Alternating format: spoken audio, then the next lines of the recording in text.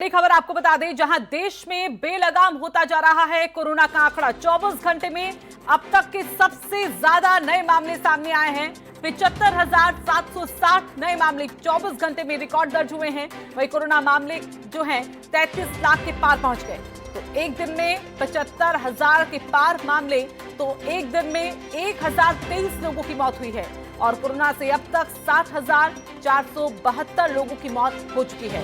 वहीं कोरोना के जो मरीज ठीक हुए हैं उनका आंकड़ा है 25,23,772 और देश में कोरोना संक्रमण के एक्टिव केस की संख्या है 7,25,991 और फिलहाल जो रिकवरी रेट सामने आ रहा है वो 76.24% है। तो बेलगाम होता हुआ कोरोना का आंकड़ा देश में 33 लाख के पार करीब पहुंच गया है कोरोना का आंकड़ा। और इसके साथ ही अब जो नए मामले सामने आए हैं उसकी संख्या 75,000 से ज्यादा है। अमित दुबे फिलहाल हमारे साथ, हमारे सहयोगी जुड़ गए हैं। तो अमित, एक बार फिर से रिकॉर्ड तोड़ आंकड़ा नए मामलों का सामने आया है 75,000 से पार, और वहीं रिकवरी रेट को देखें तो वो 76.24% है। जी बिल्कुल, देखिए एक तरफ सरकार की कोशिश है कि कोरोना पे लगाम लगाई जाए, लेकिन ये आंकड़े बताते हैं कि किस तरह बम जो है वो लगातार फूट रहा है। 75,760 मामलों का आना छोटी बात नहीं है। हालांकि इस बीच बात की जाए तो लगभग 9.25 लाख टेस्टिंग हुई है। 9,24,998 पिछले 24 घंटे में जो टेस्टिंग हुई है वो भी एक रिकॉर्ड है।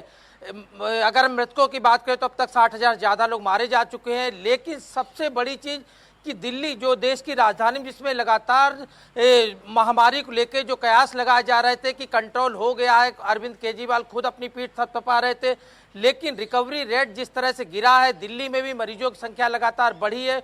उसके बाद कल आपात बैठक की गई और दिल्ली में भी टेस्टिंग को और बढ़ाने की बात कहा जा रहा है कि डेली अब 40,000 टेस्टिंग जो है वो देश की राजधानी दिल्ली में होगी। लेकिन सबसे बड़ी चिंता की बात जो है वो 7.25 लाख से ज्यादा एक्टिव केस। ऐसे में सरकार के लिए कहीं ना कहीं मुश्किल होगी कि अगर इसी तरह से लोगों की संख्या बढ़ी, जो संक्रमित है, संक्रमितों की संख्या अगर इसी तरह बढ़ती रही तो हॉस्पिटल कहां से लाएंगे। वैसे भी तमाम राज्य हैं जहां हॉस्पिटल्स की हालत बद से बदतर बनी हुई है। किस तरह तमाम मरीज इस बात को लगातार कह रहे हैं कि उन्हें उचित इलाज नहीं मिल रहा है और ऐसे में 75,760 मामलों का आना एक और बड़ी चिंता को दिखाता है। जी बिल्कुल, लेकिन अमित ये बताइए, अभी जिस तरह से आपने कहा कि दिल्ली के हालात पहले बहुत खराब थे, बीच में स्थिति सही हुई, लेकिन अब जब नए मामले ज्यादा से ज्यादा बढ़ते हुए दिख रहे हैं, क्या कहीं ना कहीं वजह ये कि दिल्ली में भी एक बार फिर से आंकड़ा जो है कोरोना का वो बढ़ रहा है?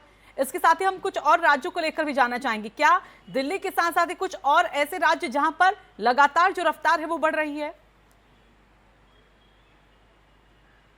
जी बिल्कुल, देखिए तमाम राज्यों में संक्रमण बढ़ रहा है, यही बड़ी वजह है कि टोटल संख्या जो है 75,760 पहुंची है।